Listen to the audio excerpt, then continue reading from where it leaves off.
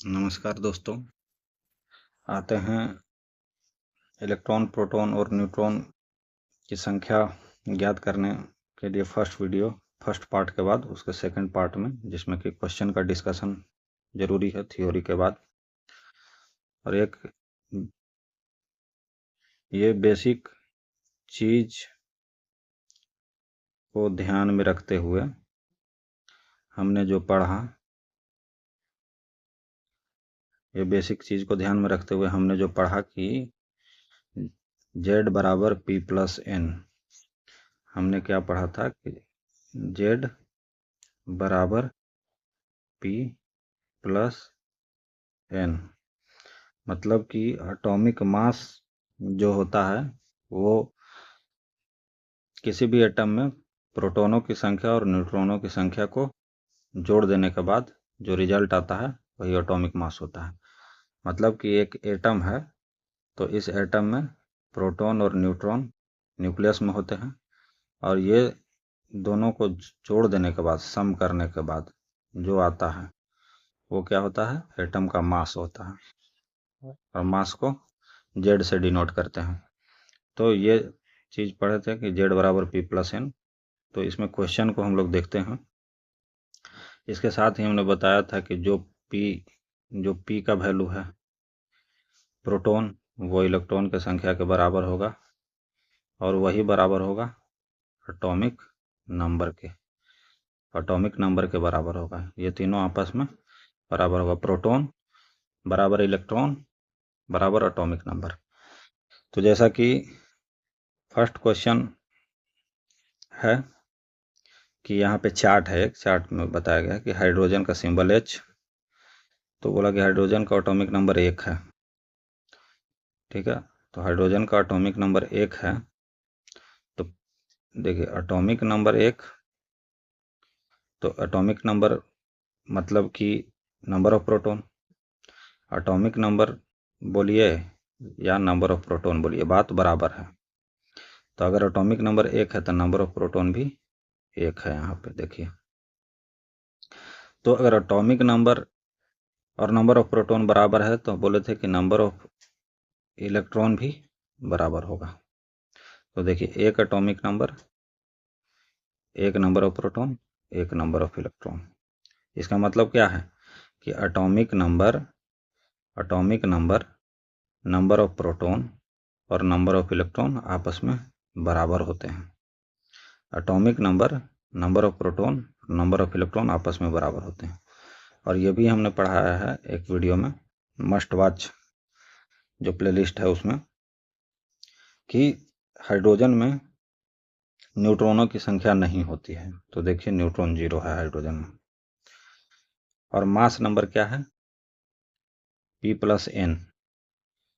तो हाइड्रोजन का अगर मास नंबर निकालेगा, हाइड्रोजन का अगर Z बराबर P प्लस N करें तो प्रोटॉन 1 और न्यूट्रॉन 0। तो इसलिए मास क्या होता है, प्रोटॉन प्लस न्यूट्रॉन होता है। तो प्रोटॉन एटॉमिक नंबर 1, तो प्रोटॉन 1 तो इलेक्ट्रॉन 1।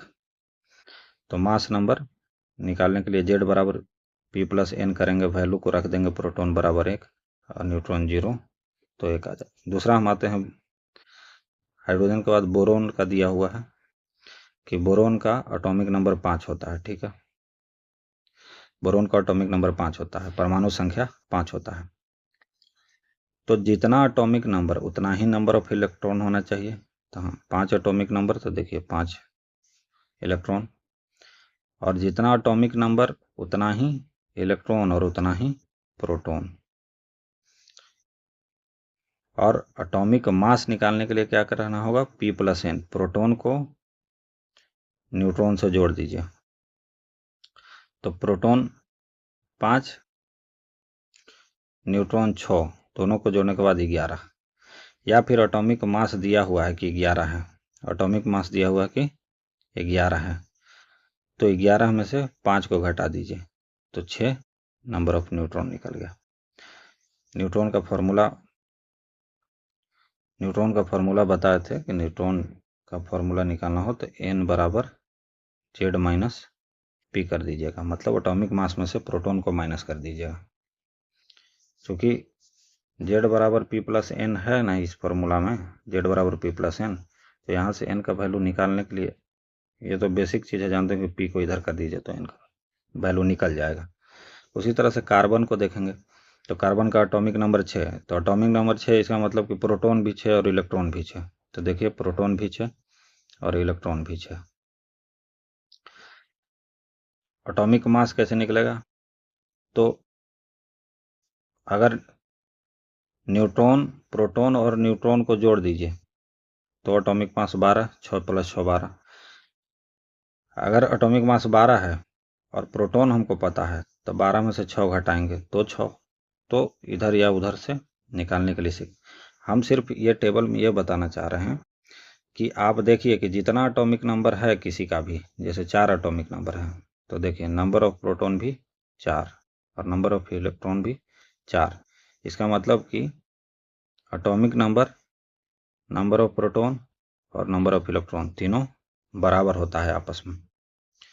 हीलियम का एटॉमिक नंबर 2 है, तो इसका मतलब कि नंबर ऑफ प्रोटॉन भी 2 और नंबर ऑफ इलेक्ट्रॉन भी 2। बाकी न्यूट्रॉन का संख्या निकालने के लिए बताए थे कि एटॉमिक मास में से, इस एटॉमिक मास में से 4 में से एटॉमिक नंबर को घटा दीजिए, परमाणु भार में से परमाणु संख्या को घटा दीजिए। 4 में से ये 4 और 2 का अंतर, 4 और 2 का अंतर 2 है, या तो घटा दीजिए या दोनों का बीच का डिफरेंस होता है, मतलब दोनों के बीच का अंतर, जैसे 2 और 4 के बीच का अंतर 2 है तो 2 नंबर ऑफ न्यूट्रॉन है। उसी तरह से लिथियम के बारे में, तो एटॉमिक नंबर 3, तो नंबर ऑफ प्रोटॉन भी 3 और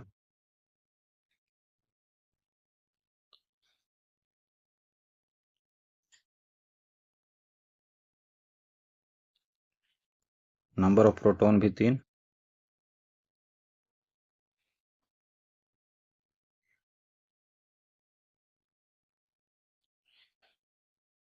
लिथियम के बारे में नंबर ऑफ प्रोटॉन भी 3, number of atomic number 3, number of proton भी 3 और नंबर ऑफ इलेक्ट्रॉन भी 3।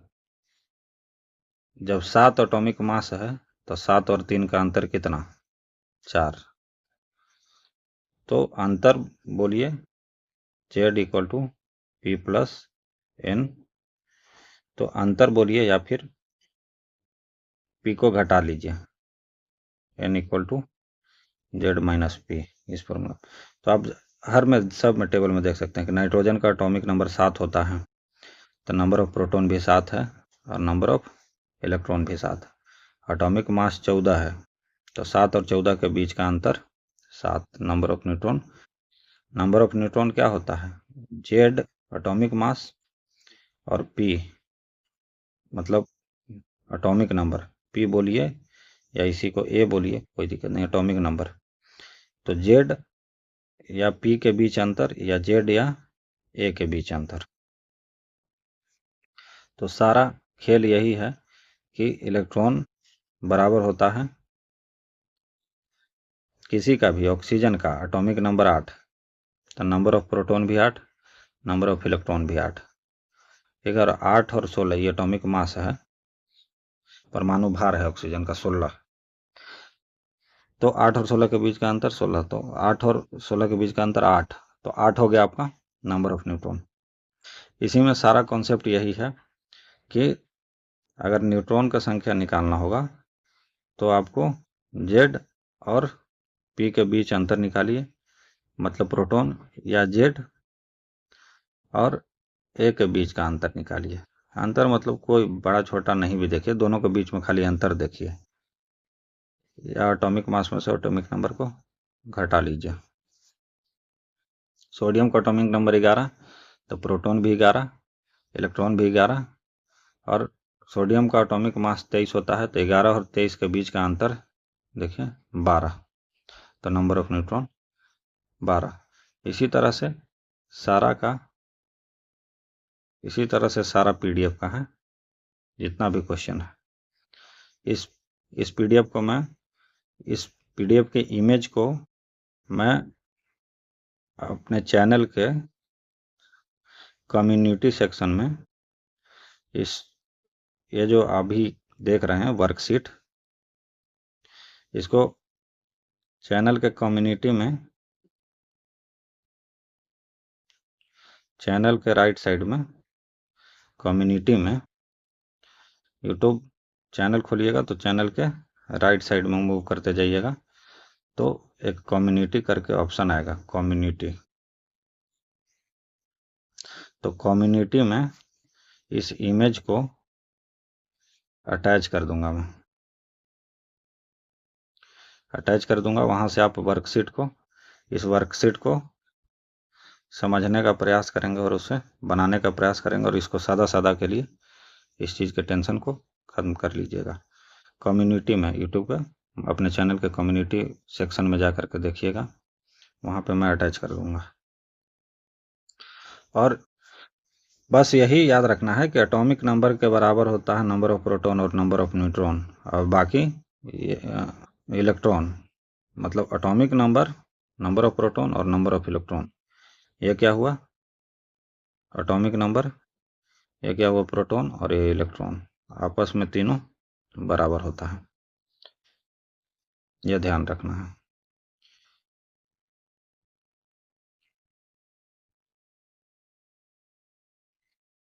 इसके बाद सारा यही है, मैं इस फोटो को इमेज को अटैच कर दूंगा कम्युनिटी सेक्शन में, और आप देख सकते हैं वहाँ पे फिर सिर्फ इस पे फोकस करिएगा कि atomic number, number of proton और नंबर ऑफ न्यूट्रॉन आपस में बराबर है, और मास और एटॉमिक नंबर के बीच अंतर को देखिएगा। ये एटॉमिक नंबर है, ये मास है, इसके बीच में अंतर ये जो है कि डिनोट करेगा नंबर ऑफ न्यूट्रॉन को। तो इसमें कुछ विशेष नहीं है, यही बताना था कि ये याद रखिएगा कि Z बराबर P प्लस N पढ़ा है, जो कि प्रोटॉन बताता है, कहता है कि हम इलेक्ट्रॉन के जैसा ही हैं। एक चीज़ समझ लीजिएगा, इसको याद करने के लिए ध्यान में रखिएगा कि इलेक्ट्रॉन बोलता है कि प्रोटॉन हम भी तुम्हारे ही जैसा है, लेकिन तुम प्लस हो, हम माइनस हैं। मतलब इलेक्ट्रॉन बोलता है कि हम निगेटिव आदमी हैं, लेकिन प्रोटॉन तुम पॉजिटिव आदमी हो, लेकिन हम लोग दोनों फिर भी आपस में बराबर हैं, सिर्फ नेचर अलग अलग है, सिर्फ नेचर अलग है। नेचर क्या अलग है कि तुम प्लस में हो, तुम पॉजिटिव सोचते हो और हम नेगेटिव सोचते हैं। इलेक्ट्रॉन बराबर प्रोटॉन है, सिर्फ नेचर अलग अलग है कि एक नेगेटिव है, एक पॉजिटिव है। और साथ में फिर एटॉमिक नंबर भी आता है, कहता है कि हम भी तो हैं तुम लोग के जैसा ही, तुम ही लोग के बराबर हैं। तो इसलिए नंबर ऑफ इलेक्ट्रॉन बराबर नंबर ऑफ प्रोटॉन होता है, और जो कि एटॉमिक नंबर को दर्शाता है। जितना एटॉमिक नंबर उतना ही प्रोटॉन, वही प्रोटॉन। तो एक तरह से ये भी कह सकते हैं कि एटॉमिक नंबर ही, परमाणु संख्या ही इलेक्ट्रॉनों की संख्या है, और यही प्रोटॉनों की संख्या है। परमाणु संख्या ही इलेक्ट्रॉनों की संख्या है और वही प्रोटॉनों की संख्या, यही मेन सार इसका ही। बाकी इस क्वेश्चन के PDF को देखने का प्रयास कीजिएगा, इसको कम्युनिटी सेक्शन में डाल देंगे, और उसके साथ ये फिर एक थोड़ा सा पोर्शन इसके बारे में जान लेना है। यहाँ पे लिखा हुआ है कि देखिए, इसको देखिए, ये क्या कहता है, प्रोटॉन बराबर एटॉमिक नंबर और इलेक्ट्रॉन बराबर प्रोटॉन। एक एटम में बताए थे कि इलेक्ट्रॉन बाहरी कक्षा में घूमता है, प्रोटॉन न्यूक्लियस में रहता है। प्रोटॉन और न्यूट्रॉन, ये पॉजिटिव चार्ज है, ये नेगेटिव चार्ज है, ये गोल गोल घूमेगा और प्रोटॉन को देखते रहेगा। क्या प्रतिकर्षण होता है, इलेक्ट्रॉन और प्रोटॉन के बीच क्या होता है, प्रतिकर्षण। प्रतिकर्षण का मतलब क्या होता है, अट्रैक्शन। इसलिए यह बंधा हुआ रहता है एक दूसरे के साथ में, और बैलेंस होता है। इसीलिए किसी भी एटम में जितना प्रोटॉन होता है उतना ही इलेक्ट्रॉन होता है। अगर जितना प्रोटॉन है उतना ही इलेक्ट्रॉन नहीं होगा, अगर किसी भी एटम में इलेक्ट्रॉन बराबर प्रोटॉन नहीं होगा तो वो एटम स्टेबल नहीं होगा, अनस्टेबल होगा। स्टेबल नहीं होगा, अनस्टेबल होगा। तो अनस्टेबल और स्टेबल में क्या फर्क है कि स्टेबल जो होता है एटम, उसका ऑक्टेट पूरा होता है। ऑक्टेट का मतलब होता है कि उसमें एक भी फ्री इलेक्ट्रॉन बाहरी कक्षा में नहीं मूव करते हैं, सब पूरा फील्ड रहता है उसका जगह। और अनस्टेबल का मतलब क्या होगा कि कोई भी अगर इलेक्ट्रॉन और प्रोटॉन की संख्या अगर किसी एटम में बराबर नहीं रहेगी तो वो अनस्टेबल रहेगा। अनस्टेबल का मतलब हो गया कि फिर वो रेडियोधर्मी पदार्थ हो जाएगा, रेडियो सक्रिय तत्व हो जाएगा। वो क्या हो जाएगा? रेडियो सक्रिय तत्व उसको बोलते हैं। जैसे कार्बन C14, कार्बन 14 है, वो रेडियो सक्रिय तत्व उसको कहा जाएगा। फिलहाल इस पे हम फोकस नहीं करेंगे। हमारा जो फोकस है कि इलेक्ट्रॉन और प्रोटॉन आपस में बराबर होता है और वही एटॉमिक नंबर के बराबर होता है, परमाणु संख्या के बराबर होता है। और हम मेनली इस बात पर फोकस कर रहे हैं कि एटॉमिक नंबर जो होता है वही प्रोटॉन के बराबर होता है और इलेक्ट्रॉन बराबर प्रोटॉन होता है। और न्यूट्रॉन जो होता है, न्यूट्रॉन अगर निकालना है आपको, न्यूट्रॉन की संख्या, तो एटॉमिक मास और एटॉमिक नंबर के बीच का अंतर निकाल लीजिए,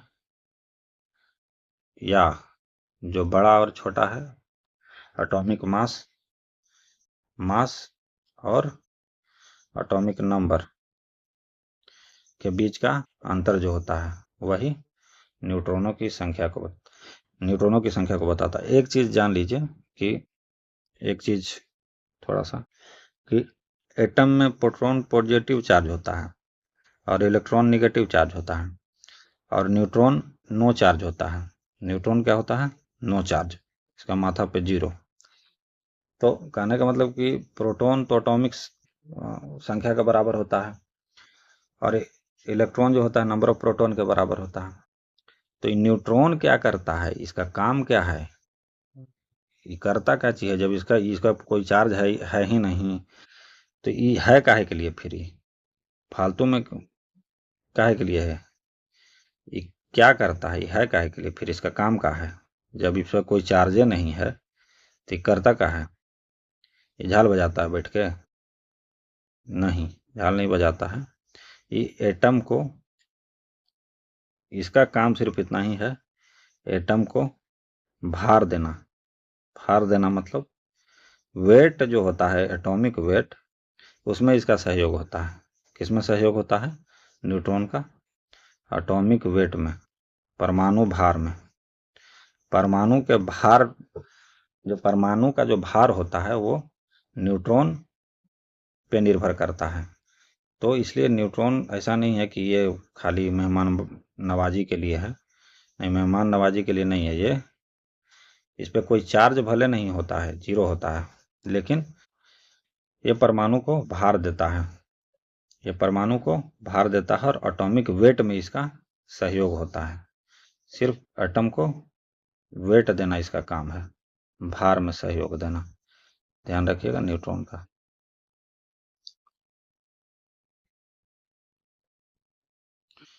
ठीक है, तो इस, और यहाँ पे एक चीज थोड़ा सा और एक इसको समझ लीजिएगा कि ये जो इस तरह से लिखता है, जैसे कभी कभी लिख देगा आपको कि x एक एलिमेंट है, x एक एलिमेंट है और यहाँ पे 8 लिख देगा और यहाँ पे 16 लिख देगा।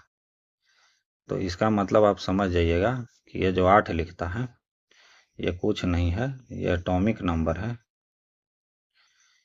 ये एटॉमिक नंबर है जो कि प्रोटॉन की संख्या को बताता है, जो कि इलेक्ट्रॉन की संख्या को बताता है। तीनों भाई साहब एक ही हैं। और ये जो है कि एटॉमिक नंबर, एटॉमिक मास को बताता है, परमाणु भार को। ये क्या है? परमाणु भार को। तो कभी भी आपको इस तरह से लिखा हुआ मिलेगा कि कोई एलिमेंट है, जैसे लिथियम के बारे में ले लेते हैं। लिथियम मान लीजिए है, या एक मिनट, इसी को ले लीजिए, ऑक्सीजन को ही। तो जैसे ऑक्सीजन है, यहाँ 8 लिख देगा, यहाँ 16 लिख देगा। इसका मतलब क्या है कि ये परमाणु संख्या है। ये क्या है? परमाणु संख्या है। और ये क्या है? परमाणु भार है। परमाणु भार है। तो परमाणु संख्या अगर 8 है तो प्रोटॉन की संख्या भी 8 हो गया और इलेक्ट्रॉन की संख्या भी 8 हो गया।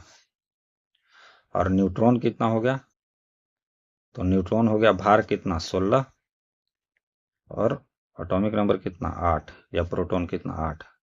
तो न्यूट्रॉनों की संख्या 8। ये गुड लक है कि यहाँ पे जितना नंबर ऑफ प्रोटॉन है उतना ही नंबर ऑफ न्यूट्रॉन निकल करके आ गया। ये सब में नहीं होता है, इसलिए कहीं कहीं आपको बाय कन्फ्यूजन कुछ बच्चों को ये भी पढ़ा दिया जाता है कि प्रोटॉन जो होता है न्यूट्रॉन के बराबर होता है, जो कि गलत है। इसको मत सीखिएगा, ये नहीं सीखिएगा, ये गलत कॉन्सेप्ट है। क्योंकि कहीं कहीं पे इसलिए पढ़ा दिया जाता है, क्योंकि जो इसलिए पढ़ा दिया जाता है, बता रहे हैं क्यों पढ़ा दिया जाता है, कि जैसे हम एटॉमिक मास बराबर P प्लस N पढ़ते हैं ना, तो कहीं कहीं क्या होता है ना कि जैसे कार्बन का ही ले लेते हैं। जैसे कार्बन का एटॉमिक नंबर 6 होता है, तो प्रोटॉनों की संख्या 6, इलेक्ट्रॉनों की संख्या 6, और एटॉमिक भार कार्बन का 12 के करीब होता है। तो कहता है कि 12 कैसे आया है, तो ये प्रोटॉन 6 है, इसका मतलब कि न्यूट्रॉन भी 6 रहा होगा, तब तो दोनों को जोड़ करके 12 आता है परमाणु भार कार्बन का। ये कार्बन के बारे में कह रहे हैं, लेकिन ये संयोग है कि ऐसा होता है, लेकिन इसका मतलब ये नहीं है कि जितना प्रोटॉन होता है उतना ही न्यूट्रॉन होता है। ठीक है, तो इसलिए ये थ्योरी कि प्रोटॉन बराबर न्यूट्रॉन, ये गलत है। इसको मत सीख लीजिएगा कहीं कहीं। ये मैंने देखा है बहुत बच्चों को कि ये कन्फ्यूजन पाले हुए हैं, जो कि उसको ये ब्लंडर हो जाएगा, फिर इसको नहीं सीखना। और इस चीज़ को ध्यान रखना, यहाँ पे ये जो है ये वर्कशीट भी वही बताता है। यहाँ बस 1 मिनट का समय लेंगे। बोरोन मास 11 है, ये कह रहा है कि बोरोन का मास 11 है।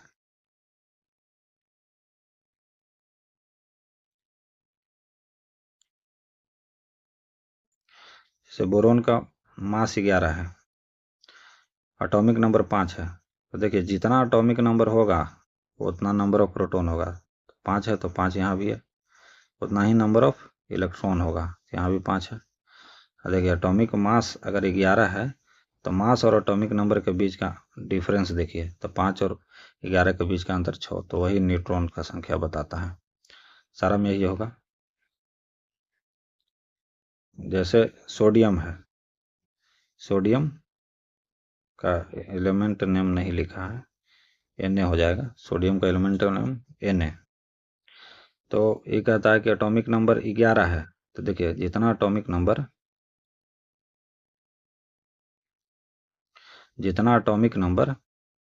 उतना ही नंबर ऑफ प्रोटॉन लिख दीजिएगा, और उतना ही नंबर ऑफ इलेक्ट्रॉन। और बाकी अगर एटॉमिक मास 24 है, एटॉमिक नंबर 11 है, परमाणु भार 24 है, परमाणु संख्या 11 है, तो दोनों के बीच का अंतर निकालिए। तो 24 और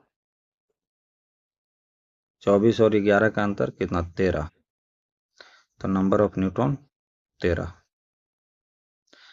इसी तरह से सब में करना है कि अगर मास 98 है, मास 98 टेक्नेटियम, इसका टीसी का मतलब होता है टेक्नेटियम,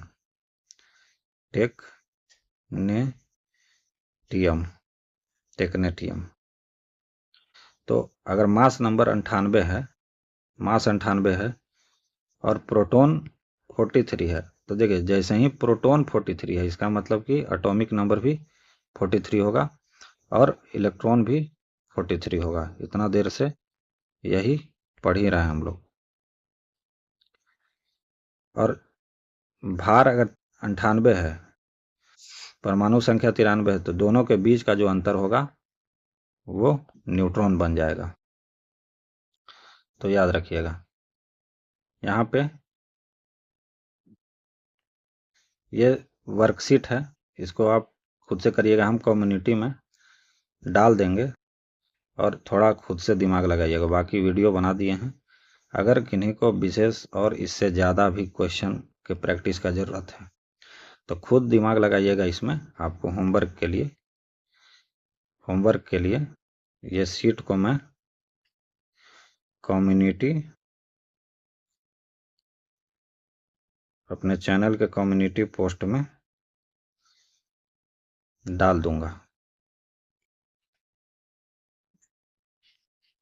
आप वहां से होमवर्क करने का प्रयास करेंगे और जिन्हें डाउट होगा वो कमेंट बॉक्स में कमेंट करें। थैंक यू, धन्यवाद। ये ध्यान रखिएगा जाते जाते कि Z बराबर P+N, P number of electron को बताता है, एटॉमिक नंबर को बताता है, और यही प्रोटॉन है। और न्यूट्रॉन क्या है? तो मास जो होता है और atomic number 80N atomic number के बीच का अंतर को बताता है। थैंक यू, बहुत बहुत धन्यवाद इतना देर पेशेंस रखने के लिए। और आप इसे बनाइएगा कम्युनिटी के पोस्ट में, मैं डाल दूंगा कम्युनिटी पोस्ट में, और आप इसे बनाइएगा और कोई डाउट होगा तो कमेंट में पूछिएगा।